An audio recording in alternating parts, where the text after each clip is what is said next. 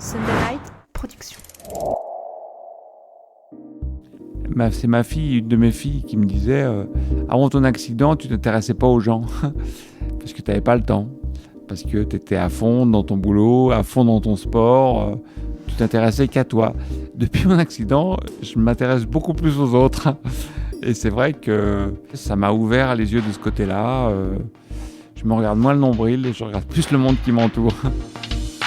Bienvenue dans Ultra Talk. Je suis Arnaud Manzanini et chaque semaine, je me plonge dans des discussions captivantes avec des esprits audacieux pour vous lancer vous aussi dans des aventures hors du commun. Des sommets de l'ultra trail aux routes infinies de l'ultracyclisme, de l'alpinisme aux horizons lointains de la voile, toutes les facettes du monde ultra sont explorées. C'est parti pour un nouvel épisode. Je suis avec Michel Sorine aujourd'hui. Bonjour Michel. Bonjour. Merci de ton accueil dans les bureaux d'Extrasport à Lyon, entreprise que tu as repris, créée et que tu développes, donc tu vas nous en parler. Mais avant tout Michel, avant qu'on rentre dans ton parcours, est-ce que tu peux te présenter pour les auditeurs s'il te plaît ? Oui, donc comme tu l'as dit, mon nom est Michel Sorine, un nom pas très connu, je n'ai jamais gagné de course. Je suis à la tête d'Extrasport depuis maintenant 24 ans presque. J'ai la particularité d'être un patron d'une entreprise qui organise des événements sportifs en fauteuil roulant. Voilà, parce que j'ai eu, il y a maintenant presque 10 ans, un accident de vélo. Le vélo, on en reparlera, était une de mes passions sportives. Et je suis depuis cet accident tétraplégique incomplet. Donc, c'est-à-dire que j'ai l'allure d'un paraplégique, mais je suis un peu également diminué sur mes membres supérieurs. Donc, je vis en fauteuil roulant, mais ce qui ne m'a pas empêché, au terme de 18 mois de rééducation, de reprendre les manettes d'Extrasport. Alors évidemment, je ne fais plus les mêmes choses qu'avant, mais la passion demeure. Alors c'est vrai que quand tu dis « mon nom n'est pas connu puisque je n'ai jamais gagné de grande course », mais tu es quand même l'organisateur de la Saint-Élion. Donc quand on parle de la Saint-Élion, entre autres, et de plein d'autres événements, tu vas nous en parler, bah forcément, là, les gens connaissent. Oui, j'ai eu la chance, dans mon parcours professionnel, de commencer petitement, puisque j'ai commencé à organiser une petite cyclosportive qui s'appelait la Scott Milboss, qui a eu une quinzaine d'éditions, qui était une cyclosportive très connue dans la région lyonnaise. Ouais, de référence, ouais. Et puis, un jour, un club cycliste bien connu à Lyon, le CTL, est venu me voir à la fin d'une Scott Milboss en me disant « Nous organisons la Saint-Élion depuis des années, on n'y arrive plus, est-ce que tu peux nous aider ?» En tant que pratiquant de course à pied et lyonnais, je connaissais évidemment cette épreuve. Je n'y avais jamais participé. Sans doute parce que courir au mois de décembre, dans le froid, entre Saint-Étienne et Lyon, dans des conditions souvent extrêmement difficiles, ça ne me faisait pas rêver ou ça me faisait très peur. Mais avec le démarrage du trail, j'ai pressenti que ça pouvait devenir un must. Et donc j'ai dit oui, banco, tout de suite. Et puis effectivement, quand j'ai repris la Saint-Élion en 2001, la dernière édition avait eu lieu déjà 22 ans. La dernière édition avait eu lieu en 99. Elle avait lieu tous les 2 ans. Ça attirait 1500 coureurs. En 2001, première édition, on a réussi à en attirer 3000. Aujourd'hui, depuis 2017, on bloque les compteurs à 17 000. On pourrait être beaucoup plus nombreux. 17 000. On pourrait être beaucoup plus nombreux et c'est devenu effectivement la plus grande course nature française, la plus grosse course gérée par Extrasport. C'est un budget de presque 2 millions d'euros maintenant, la Saint-Élion, entre la billetterie, les aides publiques et les partenariats privés. Donc effectivement, c'est devenu une grosse machine. Alors c'est vrai qu'en tant que petit organisateur, ces chiffres-là me font rêver. Donc on rentrera peut-être un peu plus dans le détail sur ça, mais revenons un petit peu en arrière, rembobinons un petit peu l'histoire comme je le fais systématiquement. Est-ce que tu peux nous parler de tes débuts dans les sports d'outdoor, de ta passion dévorante pour le sport justement ? Plus jeune, c'était quoi ? Tu étais licencié ? Tu faisais du vélo depuis petit ? Tu faisais d'autres sports ? Non, j'ai commencé doucement le sport. D'abord, je suis d'une famille qui adore le cyclisme. J'ai grandi devant le Tour de France à la télé, donc j'adorais le vélo. Sur la région lyonnaise ? Non, sur la région bourguignonne. Mon grand-père était cycliste. Tu viens d'où en Bourgogne ? Mes parents sont viticulteurs à Centenay, Chassagne-Montrachet, etc. Mais j'ai un grand-père qui est arrivé en France dans les années 30. Il était italien, il était cycliste, il gagnait des courses quand il était petit. J'ai encore son vélo d'ailleurs, un vélo qui date de l'époque copie avec le changement de vitesse du dérailleur avant au cadre. Voilà, donc C'était une autre époque, c'est vrai. C'était une autre époque. Et donc, j'ai commencé par le vélo, j'adorais le vélo. Et effectivement, dans les années 80, 90, j'étais un pratiquant assidu course à pied, vélo, VTT. Il n'y avait pas un week-end où je ne mettais pas un dossard. Je n'avais pas la frénésie de forcément de l'entraînement, mais tous les week-ends, il fallait que je me mette un dossard ou une plaque de vélo et que je me confronte à mes contemporains.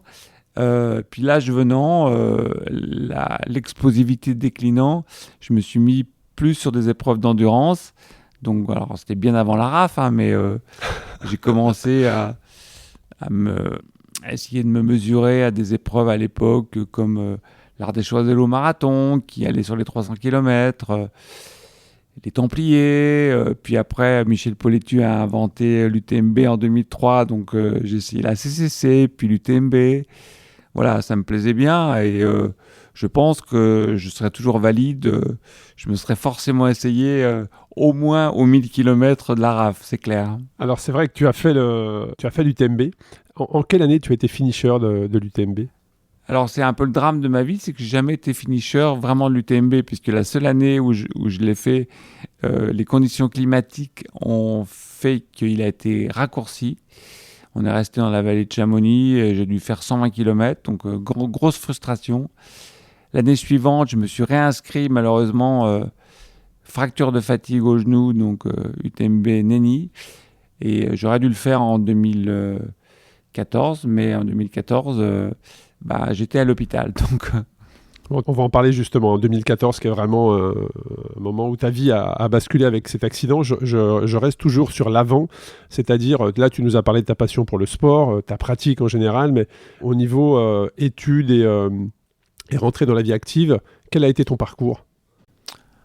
Alors moi, je suis un enfant des années 80, donc un enfant séguéla. J'ai fait les FAP, donc après le bac, l'école qui formait des stars comme Philippe Manœuvre. Moi, c'est simple, hein, quand j'avais 19 ans, je voulais faire Philippe Manœuvre comme métier. Donc j'étais un lecteur assidu de Best, Rock and Folk, etc. Et j'écoutais beaucoup de musique. Finalement, ça ne m'a pas du tout mené à ça, les FAP. Ça m'a mené à faire de la communication et j'étais concepteur-rédacteur. Donc pendant des années, à mon compte, puis chez McCann Erickson, je faisais de la conception-rédaction, tout en accrochant des dossards et tout en commençant à organiser des petits trucs en off pour mon club, puisque j'étais licencié au Cycloteam 69 à Tassin, ouais. Un club très cyclosportif à l'époque, qu'il est toujours d'ailleurs. Et puis, l'an 2000, il y a eu un bug dans ma tête, puisque j'ai démissionné. Et donc, je me suis associé avec 2 personnes et j'ai remonté une toute petite structure qui s'appelait Extra. Et immédiatement, j'ai créé un pôle sport, Extra Sport, qui est toujours là. Et on a commencé petitement à organiser des événements sportifs. Et c'était la vision dès le départ. C'est-à-dire quand tu as décidé de t'associer et de créer Extra, c'était pour organiser des événements. Quel était l'objectif et la vision à la base ? Tous les week-ends, j'accrochais un dossard. Donc je voyais ce qui se passait, je voyais des tout petits événements, j'en voyais des très gros, comme le Rock d'Azur, que je faisais chaque année, comme l'étape du Tour déjà. Et je me disais que fort de mon savoir-faire, puisque j'avais organisé des événements pour les entreprises, et fort de ma passion et fort de mon approche de la communication, j'avais une place à prendre. Et donc, oui, c'était un concours de circonstances. Il y a eu effectivement les 1000 Bosses, puis on avait relancé avec l'arrivée de Gérard Collomb à la mairie de Lyon, Lyon Free Bike, qui est une épreuve de VTT en ville. Et puis l'arrivée de la Saint-Élion a fait qu'on a tout de suite créé Extra Sport pour dédier un pôle spécialisé à cette activité. Et puis après, ça s'est enchaîné très vite, hein. On a créé le Lyon Urban Trail en 2008. Et puis chaque année après, on a aggloméré des tas de nouveaux événements. Aujourd'hui, on a une douzaine d'événements par an. La plus importante, tu le rappelais, c'est la ASICS Saint-Élion, mais on a également le Marathon du Beaujolais depuis quelques années. Le Marathon du Beaujolais, sous son nom débonnaire, c'est quand même la plus grande course festive de France, où cette année, je pense qu'on va dépasser les 22 000 participants. On a lancé depuis 3 ans le Marathon de Biarritz. On a bien sûr le Trail des Forts de Besançon, qui est une course qui attire plus de 6500 personnes. Voilà, on a beaucoup de choses. On a même des choses dans le vélo. On va en parler, je pense. On peut en parler, parce qu'il y a eu effectivement, vous avez relancé Bordeaux-Paris. Oui, en 2011, j'ai participé à la première de la haute route. J'ai trouvé cette course... Donc c'était les Alpes. Ouais, c'était les Alpes. C'était entre Genève et Nice. Ouais. Première étape, première édition. Donc les organisateurs étaient un peu encore dans le défrichage, en rodage. Mais voilà, j'ai trouvé ça très très bien. Et je me souviens, en haut du Granon, on avait eu un contre-la-montre dans le Granon. Je discute avec un journaliste du cycle, Frédéric Pondevie. Oui. Voilà. Et je lui dis, Frédéric, je trouve ce concept de course à étapes génial. Qu'est-ce qu'il reste à faire? Qu'est-ce qu'on pourrait avoir comme idée ensemble pour relancer une épreuve? Et il me dit, il y a Bordeaux-Paris. Il me dit, pour l'instant, ça existe sous la forme d'une rando, c'est tous les 2 ans, c'est pas génial. Moi, je l'ai faite, je trouve ça vraiment bien. Qu'est-ce que tu en penses? Ni une ni deux, je rentre à Lyon. On appelle les organisateurs bordelais de ce Bordeaux-Paris. Donc c'était un club qui gérait avant, c'est ça? Oui, c'était un club. Ils me disent, ouais, on en a marre, on est épuisé, on n'en peut plus. Et moi, je leur dis, banco, nous, ça nous intéresse, on le reprend. Et le temps de monter l'opération, en 2014, on met au point une version cyclosportive de Bordeaux-Paris. Ça, c'était un peu ambitieux, parce que flécher 650 km et protéger comme on pouvait 650 km, c'était quand même... on a eu un peu les yeux plus gros que le ventre. Voilà. Néanmoins, cette première édition a lieu, sans moi, parce que je rappelle que j'ai eu mon accident le 1er avril 2014. La course devait avoir lieu en mai. Donc j'ai vécu cette première édition au fond de mon lit d'hôpital. On a réuni pas loin de 1000 personnes, ce qui était quand même un vrai succès. On a eu moult difficultés à l'organiser. Ça a été un four économique total. Néanmoins, on était quand même motivés pour le refaire. Et puis après, il y a eu des complications. L'année suivante, la mairie de Bordeaux accueillait une grande épreuve de voile. Donc bref, on ne l'a pas fait. Moi, j'étais toujours à l'hôpital. Donc c'est resté en stand-by pendant presque 10 ans.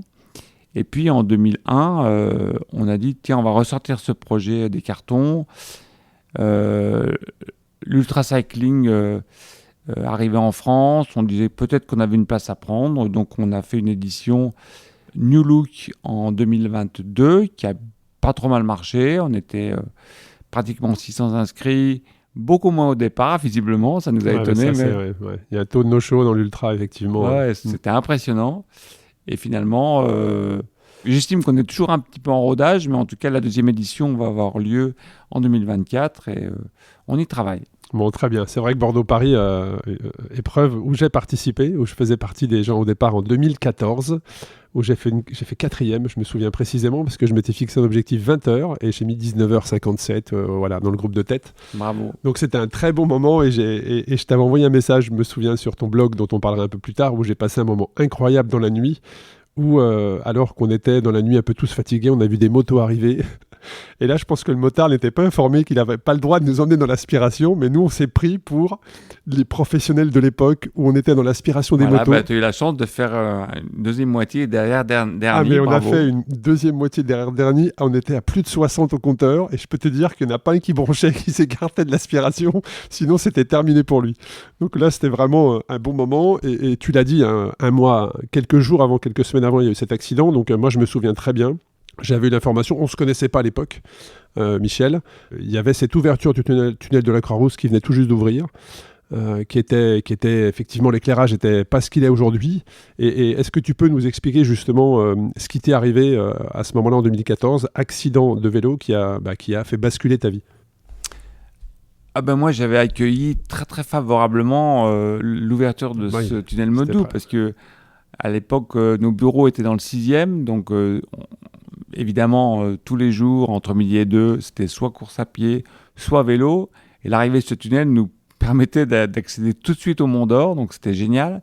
Donc on le prenait quotidiennement.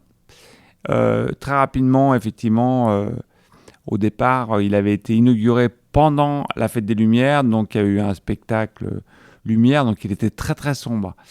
Et puis Gérard Collomb avait décrété que ça lui allait bien et qu'il voulait laisser l'œuvre un peu plus longtemps. Et l'œuvre, elle était restée quasiment 1 an dans le tunnel. Donc il fallait absolument, quand on roulait, être assez prudent. Et moi, j'avais ajouté sur mon vélo, vous savez, tu sais, les petites diodes éclairantes avant-arrière que j'allumais au préalable pour être vu. Et ce jour-là, le 1er avril 2014, ça ne s'invente pas, j'étais allé rouler dans les monts du Lyonnais avec Pierre-Henri Prost, qui travaillait avec moi à l'époque. Et si tu nous entends, Pierre-Henri, je te salue. Et puis, on avait même rencontré un triathlète en roulant, qui avait roulé avec nous. Et on rentrait par le tunnel, comme d'habitude, et j'avais bien allumé mon petit phare. Et alors, puis, tunnel qui fait, je crois qu'il y en a à peu près entre 7 à 9 minutes, 10 minutes de traversée maximum, 2 km 5 je crois, ou quelque chose comme ça. Hein. Bon, on roulait un peu vite, j'étais dans la roue de Pierre-Henri et on a voulu dépasser un autre cycliste. Donc je me suis déporté sur ma gauche, j'ai regardé en face de moi, je n'ai rien vu. Mais il y avait un cycliste qui arrivait qui lui n'avait pas la petite lampe. Carré. Je l'ai percuté, lui il est parti du bon côté voie de bus. Moi je suis parti du mauvais côté, le mur. Donc j'ai tapé le mur, j'avais un casque, pourtant le casque a explosé. Et puis après, je ne peux pas vous dire... Tu te souviens de l'impact ou pas? Pas du tout. Non. Non, je me suis réveillé beaucoup plus tard à l'hôpital. Après, c'était extrêmement confus. Hein. Pendant des jours et des jours, j'étais extrêmement confus. Je ne savais pas ce qui m'arrivait. Quand j'ai commencé à comprendre ce qui m'arrivait... Alors, quand tu dis, Michel, excuse-moi, je m'arrête sur ça, mais quand tu dis « je ne comprenais pas ce qui m'arrivait », est-ce que les médecins t'ont informé de ce que tu avais et que toi, tu étais toujours un petit peu dans le brouillard ou... Non, je pense qu'il y a eu plusieurs jours de semi-coma. Il devait pas mal me droguer. Ouais, quand j'ai recouvré mes esprits totalement, que j'ai su ce qui m'arrivait, j'avais une tablette, donc j'ai vite tapé moi l'épinière et je savais de toute façon que j'avais très peu de chances de m'en sortir. Soit je retrouvais quelque chose dans les 3 mois, soit dans les 8 mois, sinon c'était mort. Donc bon, j'avais quand même extrêmement peu de chance. Bizarrement, tu en as parlé tout à l'heure, pour m'aider psychologiquement, très rapidement, j'ai commencé, puisque il y avait beaucoup de gens, beaucoup de messages, les gens demandaient de mes nouvelles. J'ai commencé l'écriture d'un blog qui s'appelle Extropié, que je continue à alimenter. Exactement, je vous invite à aller vous abonner et le suivre, très clairement. Et je continue à alimenter. Alors, je suis beaucoup moins assidu qu'au départ. Hein. À l'hôpital, j'écrivais toutes les semaines ou toutes les 15 jours.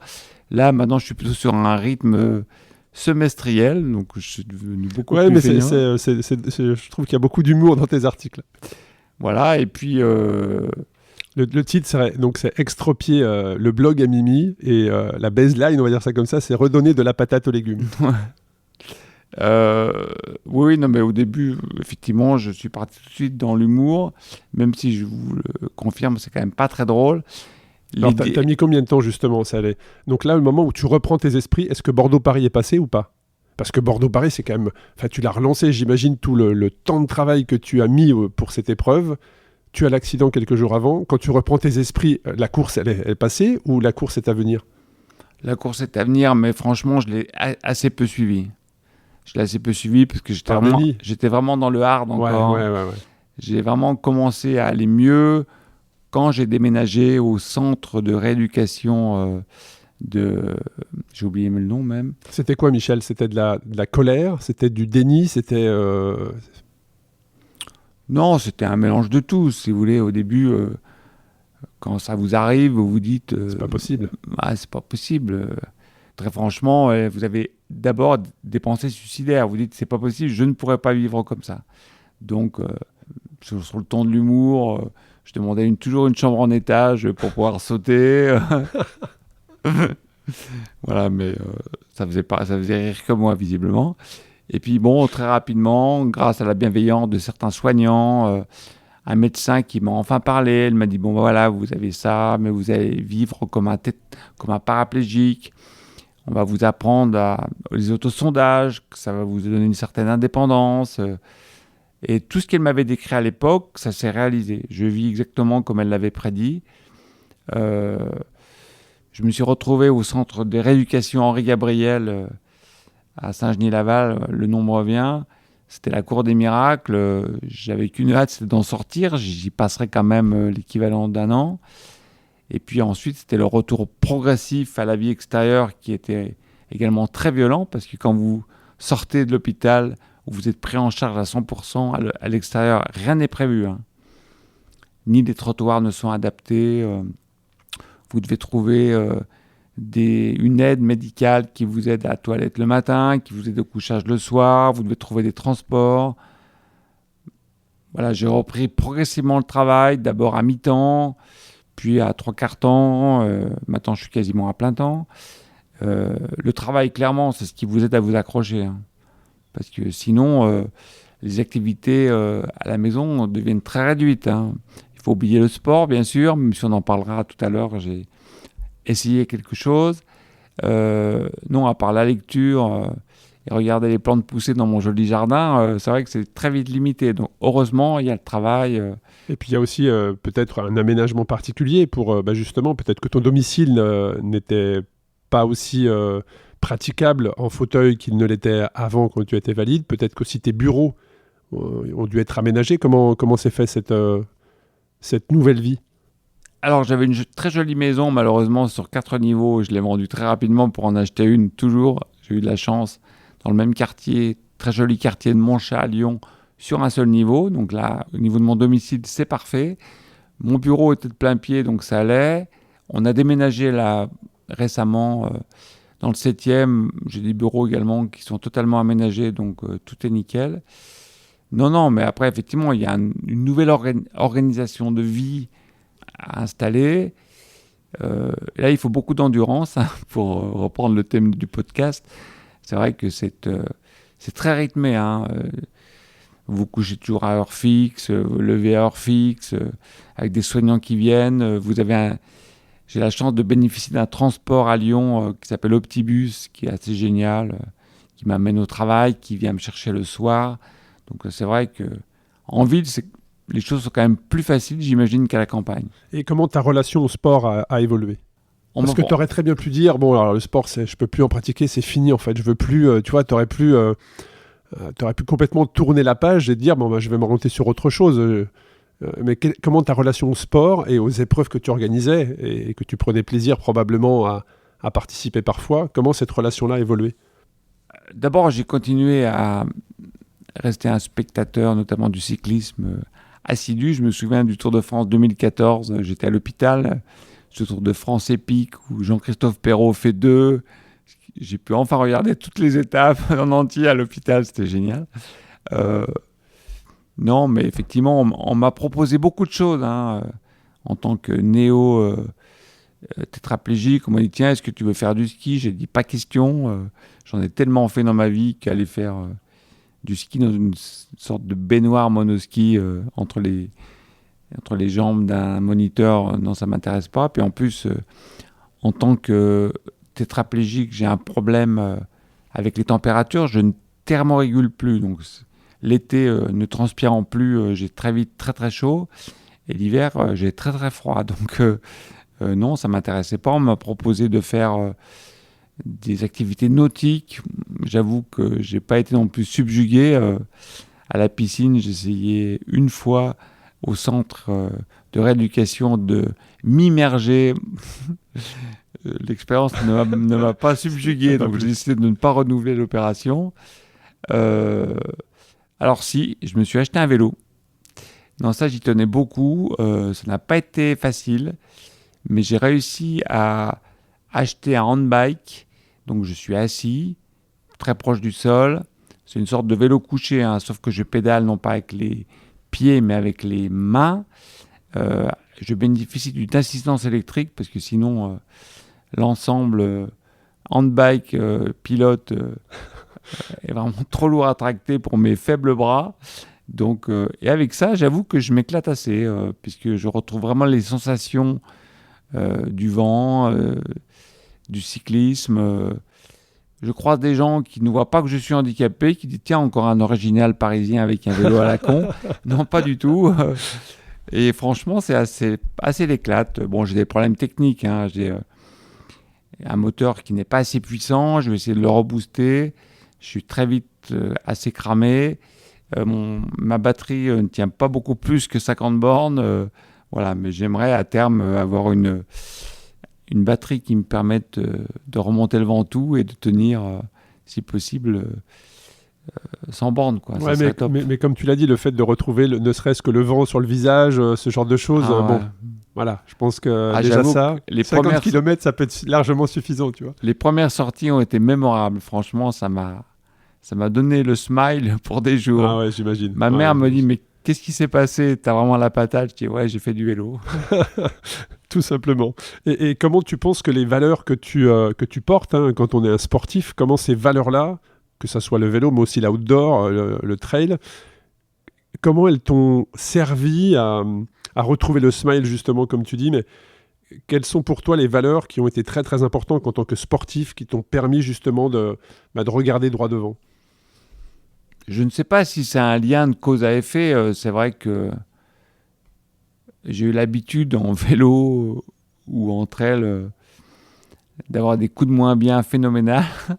Eh oui, ça Voilà, et vraiment être au bout du rouleau et puis finalement de me mettre au bord de la route, de m'alimenter, de boire, de me refroidir et de repartir ou de revenir l'année suivante ivre de revanche et voilà donc oui ça a dû m'aider effectivement à repartir. Bon après j'ai toujours la résilience, ça s'invente pas hein. Avant cet accident il ne m'était pas trop arrivé de grosses galères dans la vie, jamais d'accident. Donc quand ça vous arrive, j'ai eu la chance que ça m'arrive très tard. Je venais d'avoir 50 ans, hein. Donc âge canonique, j'avais vécu beaucoup de choses. Donc finalement tout ce qui est fait n'est plus à faire. Mes frustrations étaient nombreuses, mais finalement j'imagine que quand ça vous arrive à 20 ou à 25 ans, j'ai connu hein, comme ça des jeunes hommes, Henri Gabriel, dont la vie est fauchée à 20 ans, qui n'ont rien vécu, rien fait. Alors eux, c'est dramatique, quoi. Donc les médecins me disaient, comme j'avais plutôt la patate, me disaient, tiens, va voir un tel, et ça va pas du tout, il faut que tu le reboostes. J'ai eu un peu ce rôle-là, Henri Gabriel, pendant un an. D'ailleurs, des gens que je vois toujours, pour certains, qui vont pas forcément mieux, qui font malheureusement pas grand-chose de leur vie, mais on s'habitue à tout. Hein. Mais c'est vrai que j'ai fait plusieurs personnes qui ont eu comme ça, hein, comme tu l'as expliqué, des accidents et qui, grâce au sport, ont ressorti la tête de l'eau, et beaucoup m'ont partagé le fait qu'une fois qu'ils avaient ce handicap, ils pensaient que faire du sport n'était pas possible en fait.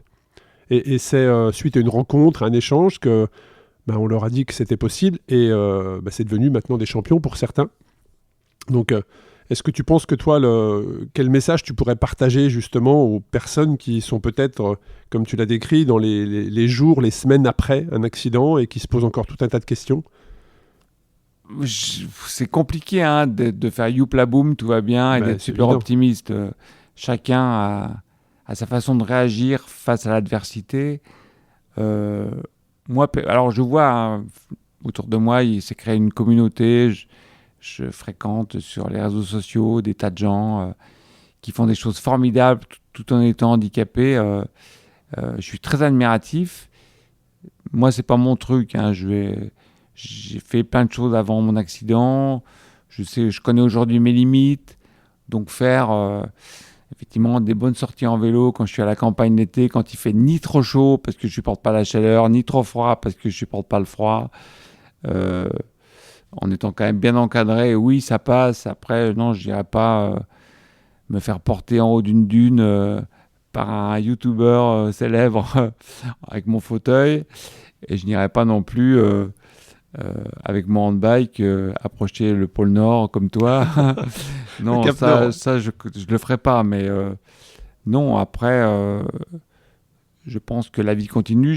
Finalement, c'est ma fille, une de mes filles, qui me disait avant ton accident, tu t'intéressais pas aux gens parce que tu n'avais pas le temps, parce que tu étais à fond dans ton boulot, à fond dans ton sport, tu t'intéressais qu'à toi. Depuis mon accident, je m'intéresse beaucoup plus aux autres. Et c'est vrai que ouais, ça m'a ouvert les yeux de ce côté-là. Je me regarde moins le nombril et je regarde plus le monde qui m'entoure.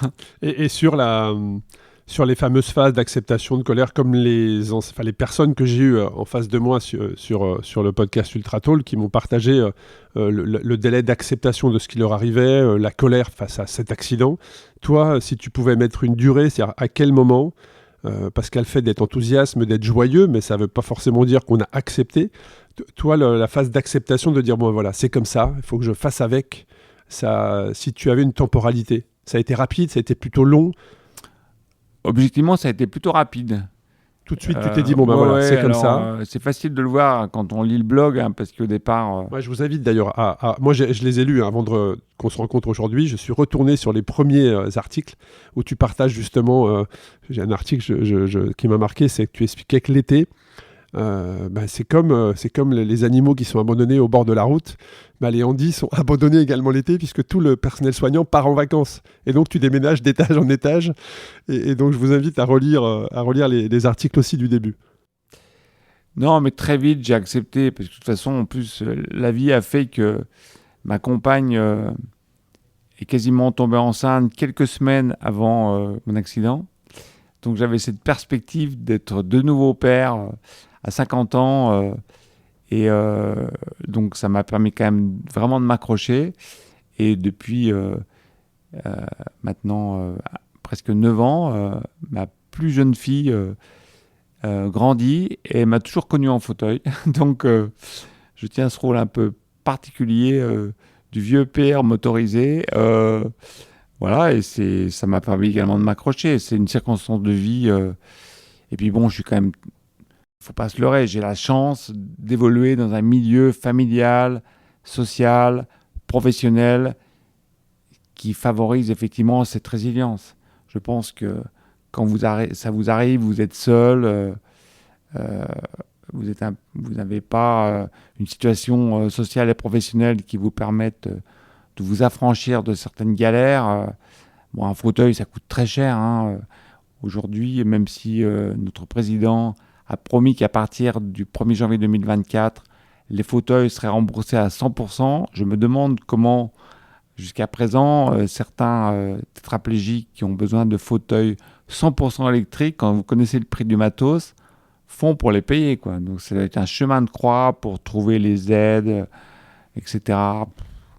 Voilà. Donc moi, j'ai quand même eu la chance d'être quand même très bien entouré, donc ça aide. Bon, un grand merci en tout cas pour ce partage-là. Et puis le retour au bureau, c'est-à-dire qu'effectivement, je crois que tu as fait 18 mois d'hospitalisation. En tout cas, pendant 18 mois, tu n'as pas pu revenir sur ton lieu de travail.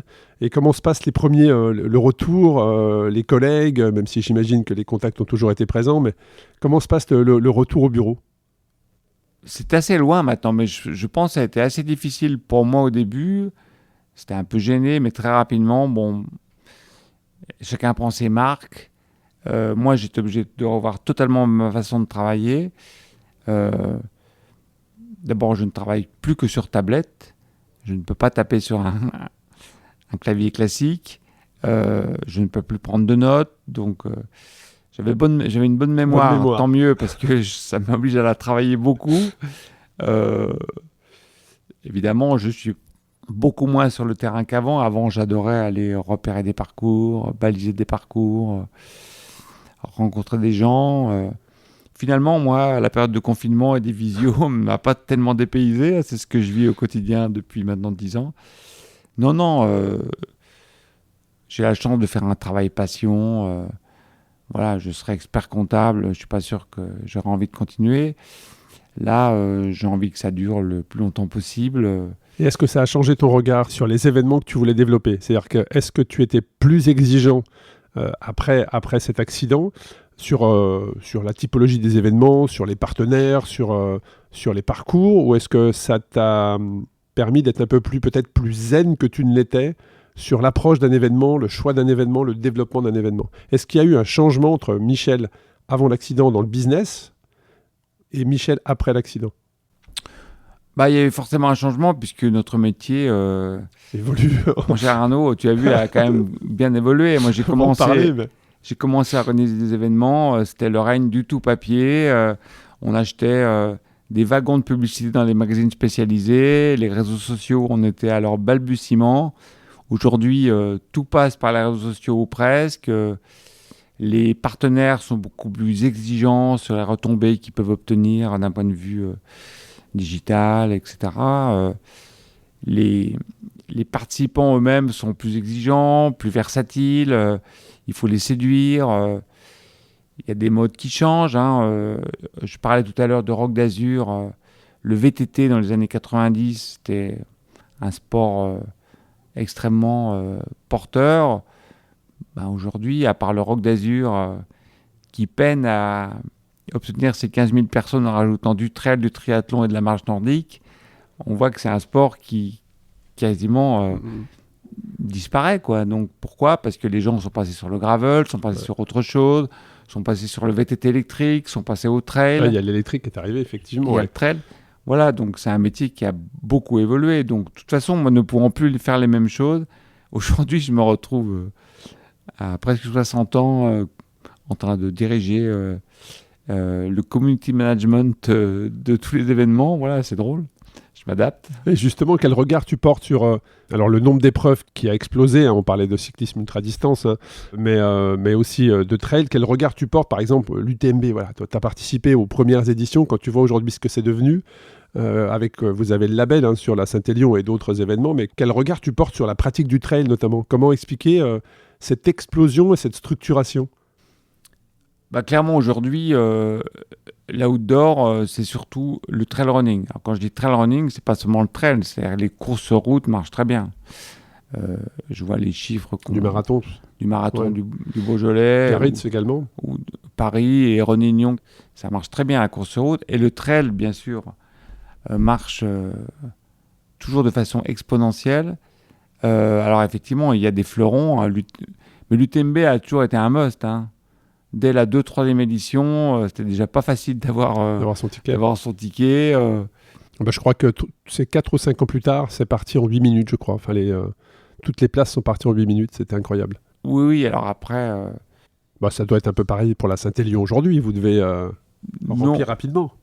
On remplit, là, par exemple, aujourd'hui, on a déjà des formules pleines à plus de 2 mois du départ. Ouais, ça part très vite. Non, mais après, ça va changer. Bon, aujourd'hui, c'est le trail. Ce sera peut-être... l'ultracyclisme je te le souhaite, le cyclisme de demain. Pour l'instant, l'ultracyclisme, tu le sais bien, ça reste quand même un marché encore de niche, même si je pense que le vélo est un formidable moyen d'évasion et de contemplation. J'aimerais que ça se développe.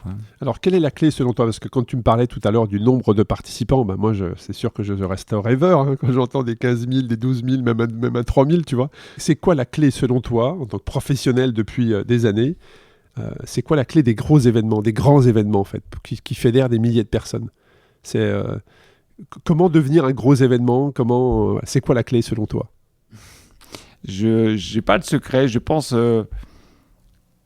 Moi, le premier, quand j'étais pratiquant, que les pratiquants sont un peu des moutons. C'est-à-dire qu'on va vers ce qui brille. Donc, effectivement, moi, quand je me suis mis au marathon, mon rêve, c'était de faire Paris et New York. Je n'allais pas aller faire le marathon de Trifouiller-les-Oies, même si... Le marathon du Charolais à Guignon, où j'ai grandi, par exemple. Même s'il est très bien organisé, que les bénévoles sont très gentils. Je comprends parfaitement, oui.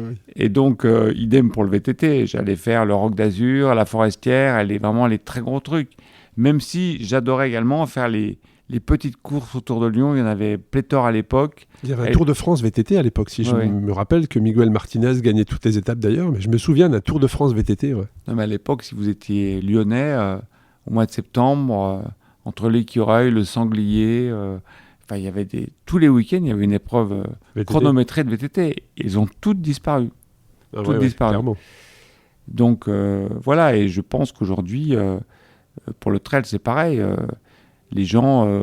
Mais alors pourquoi le VTT n'a pas réussi à séduire les gens alors que le trail a réussi? C'est quoi? C'est une question de... Le VTT a séduit les gens Oui, à mais- une époque. Oui, mais pourquoi alors? Quel a été le fait que ça n'a pas continué? Parce que si ça séduit, si tu structures la discipline, c'est comme ça que je le vois. Si tu essaies de la faire grandir, il n'y a pas de raison a priori que ça disparaisse. Qu'est-ce qui s'est passé pour que, selon toi, ça chute? Parce que je connais beaucoup de quinquagénaires autour de moi qui avaient une technique déplorable à VTT, ils se faisaient mal et finalement ils se sont dit on va faire du trail. C'est pareil, ils sont en pleine nature et c'est beaucoup plus soft. Mais c'est vrai que le VTT, effectivement, tu peux taper un arbre rapidement. Ce qui est une erreur parce qu'en trail on peut se faire très très mal aussi. Clairement, clairement. Et beaucoup se blessent, on n'en parle pas, mais beaucoup se blessent sur les trails. Ouais. Donc je connais beaucoup de gens qui sont passés effectivement sur le trail et le trail a pompé à mon avis beaucoup le VTT à une époque. Non, j'ai pas d'explication. Après le trail, c'est vrai que c'est super parce que courir sur la route, il y en a qui aiment, mais c'est plus peut-être performance. Est-ce qu'on ouais, peut faire la comparaison entre un marathon et un trail, entre la route et le gravel en vélo? alors le gravel, je n'ai pas pratiqué parce que c'était une mode qui est apparue trop tard pour moi. Ouais, c'est tout récent. Mais bon, je faisais. Mais bon, cyclocross, c'est un petit peu, tu imagines. Oui, j'ai fait du VTT rigide sur des chemins, ça devait assez ressembler à ce qu'est le gravel. Je sais pas, je pense que on s'improvise pas marathonien. Marathon, c'est compliqué, ça tape, il faut courir tout le temps. Beaucoup de gens se mettent au trail et pour moi, c'est un peu de la rando, la rando running, c'est-à-dire que on court marche pas tout le beaucoup, temps. on marche beaucoup, on courotte. On met les bâtons en descente. Oui, c'est sûr, quand on regarde le live sur l'UTMB, tous ne courent pas comme ça, effectivement. Voilà, ça reste quand même...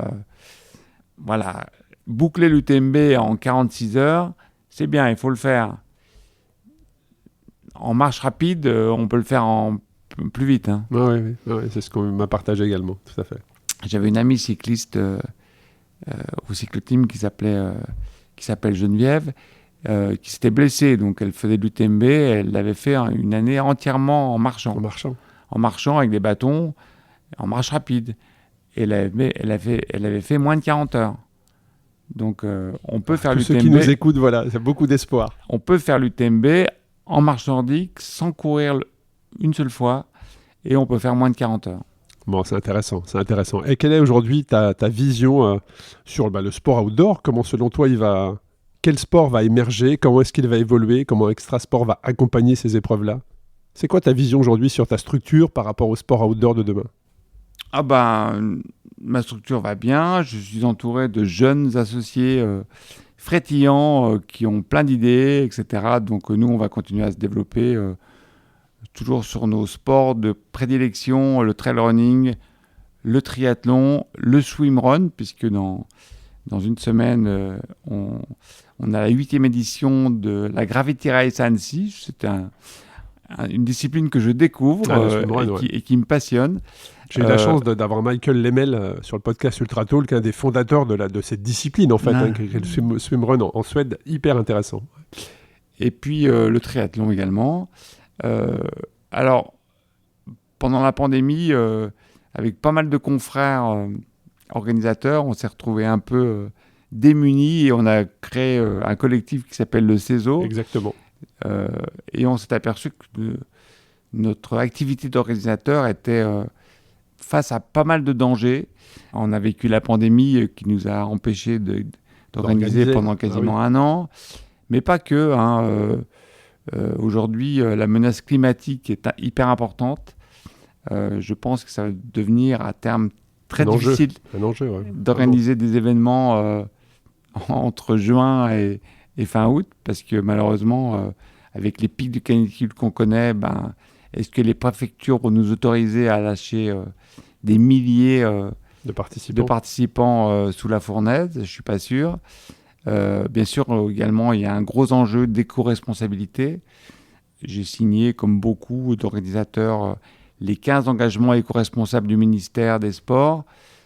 Parce qu'effectivement, peut-on continuer d'organiser en faisant fabriquer des palettes et des palettes de t-shirts en Chine, en semant au bord du chemin des dizaines de milliers de gobelets en plastique?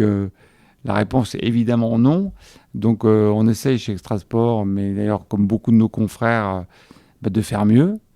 C'est pas toujours facile, même si chaque année, sur une Saint-Élion, on essaye de s'améliorer. On est loin d'être irréprochable, mais voilà, supprimer les voitures, acheminer les gens en train. Alors, la Saint-Élion, c'est facile, puisqu'il y a des gares. Supprimer tout le plastique à usage unique, essayer de faire du circuit court. Voilà, donc on essaye de faire au mieux, mais on sait qu'on est attendu par les participants et par les autorités au tournant. Il faut qu'on soit irréprochable. Et est-ce que le niveau de participants est redevenu, voire plus ou moins, après la pandémie? C'est-à-dire qu'il y a eu un gros stop, effectivement, en 2020, mais est-ce que le niveau aujourd'hui de participants est identique? Sur le trail running, sans aucun doute. C'est revenu comme en 2019, voire mieux. Voilà. Sur les autres épreuves, triathlon, vélo, il m'apparaît que c'est encore un peu en deçà, mais ça va. Peut-être que les pratiques évoluent. Sur le triathlon, il y a le géant Ironman qui truste 80% du marché, donc il faut que les organisations indépendantes se partagent les miettes. Voilà, mais c'est le principe des quasi-monopoles. Il faut s'adapter. Et on arrive sur la fin de l'épisode. Michel, aujourd'hui, quel message tu voudrais faire passer aux auditeurs qui nous écoutent? S'ils ont la chance de pouvoir pratiquer un sport outdoor, c'est tellement génial. Moi, c'était vraiment mon trip absolu pendant 25 ans. J'étais passionné par mon travail, que je faisais très consciencieusement, mais je ne pensais qu'à une chose, c'était ma sortie entre midi et 2, et c'était mon trip du week-end. Voilà, donc même à niveau modeste, avoir la chance de pouvoir pratiquer la course à pied, le trail running, le vélo, le ski de fond l'hiver, voilà, tout, et même l'escalade que j'ai pratiqué un moment, c'est des privilèges inouïs, de pouvoir le pratiquer en France sans aller forcément à l'autre bout du monde. On a un territoire génial pour pouvoir pratiquer tout ça. Alors je leur dirais, profitez-en. Et ça m'emmène sur une autre question, mais toi qui consommais le sport avant en le pratiquant, aujourd'hui, comment tu consommes le sport? Donc ça veut dire que tu regardes des matchs, des courses, tu lis, comment aujourd'hui tu occupes ton temps? Je rate beaucoup le vélo, on en a parlé. Et puis étant H24 sur les réseaux sociaux, je suis des pages, la tienne par exemple. Tu suis beaucoup ce qui se passe sur les réseaux. Oui, les gens... je vais même sur Strava, je regarde ce que les gens font. Voilà, aujourd'hui, c'est une vitrine absolue. Je vis cette pratique à travers les autres. Je regarde ce qu'ils font, même dans la structure Extrasport. J'ai la chance d'avoir des collaborateurs qui participent à plein de courses, donc on se raconte les choses. Alors, qu'est-ce qui se fait de bien, justement, sur les réseaux, selon toi, aujourd'hui? Si tu observes, qu'est-ce qui se fait de bien? Ou ça peut être une personne que tu trouves inspirante de la manière dont elle communique, ou une entreprise. Qu'est-ce qui se fait de bien et quels sont les abus, selon toi? Tu peux balancer. Non, j'ai un peu de mal sur LinkedIn avec les coachs de tout et de rien. Oui, ça me fatigue beaucoup. Et puis certains se regardent un peu le nombril, ce qui était mon cas avant. Mais après, c'est normal. Finir un UTMB, c'est un exploit personnel. On peut s'en enorgueillir pendant un certain temps. Des fois, c'est un peu too much. Non, les réseaux, c'est super, mais c'est un outil que je ne connaissais pas à l'époque, que j'exploite beaucoup. Et que tu maîtrises du coup maintenant aujourd'hui J'exploite, que j'essaie de maîtriser au mieux, même si j'ai pas tous les codes. Je suis un boomer, donc forcément TikTok et les Switch et les stories Insta, c'est pas encore tout à fait mon truc. Je suis encore un littéraire et je suis plus à l'aise sur les réseaux de vieux comme Facebook. Mais non, mais c'est intéressant. Non, mais j'ai pas de... j'ai pas de héros et j'ai pas non plus de coup de gueule à prononcer. Je trouve que certaines personnes les exploitent ça très bien et c'est très bien. Ça fait marcher le business de tout le monde, donc c'est très bien. Bon, et où est-ce qu'on peut te joindre aujourd'hui? Les personnes qui veulent t'envoyer un message ou te suivre, où est-ce qu'on peut te joindre? Donc, il y a effectivement, tu l'as cité, hein, il y a le blog Extropié. Le blog Amimi que vous trouverez effectivement où tu publies régulièrement, mais est-ce qu'il y a un autre endroit? Tu as dit LinkedIn, Insta, où est-ce qu'on peut te contacter et te suivre? Je suis plutôt discret sur LinkedIn, même si j'ai un compte perso. J'ai un compte Facebook perso, mais je raconte un peu n'importe quoi. Je parle beaucoup de politique, je devrais pas. Je parle beaucoup de littérature, puisque... Ah, tu lis beaucoup, hein. Moi je suis un peu tes publications je lis aussi, beaucoup, tu lis beaucoup. Et quand j'aime bien un livre, j'en parle. Même parfois, quand tu es un peu déçu, tu en parles aussi. J'ai vu certains commentaires. Oui. Ah, tu challenges, on va dire. C'est pas négatif, hein, mais tu challenges effectivement. Ouais, je voulais finir sur le sport, puisqu'il y a un aspect dont on n'a pas parlé.